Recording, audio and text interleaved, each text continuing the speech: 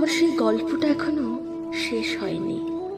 শোনো, পাহাড়টা আগেই বলেছি ভালোবেসেছিল মেঘকে, আর মেঘ কিভাবে শুকনো খটখটে পাহাড়টাকে বানিয়ে তুলেছিল ২৬ বছরের ছোকরা, সে তো আগেই শুনেছ।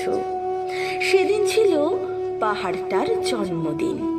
পাহাড় মেঘকে বললে, আজ তুমি লাল শাড়ি পরে আসবে। মেঘ পাহাড়কে বললে, আজ তোমাকে স্নান করিয়ে দেব চন্দন জলে। ভালোবাসলে নারীরা হয়ে যায় নরম নদী, পুরুষেরা জ্বলন্ত কাঠ। সেইভাবেই মেঘ ছিল পাহাড়ের আলিঙ্গনের আগুনে, পাহাড় ছিল মেঘের ঢেউ জলে।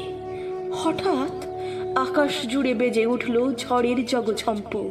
ঝাঁকড়া চুল উড়িয়ে ছিনতাইয়ের ভঙ্গিতে ছুটে এলো এক ঝাঁক হাওয়া। মেঘের আঁচলে টান মেরে বলল, ওঠ ছুরি, তোর বিয়ে। এখনো শেষ হয়নি গল্পটা।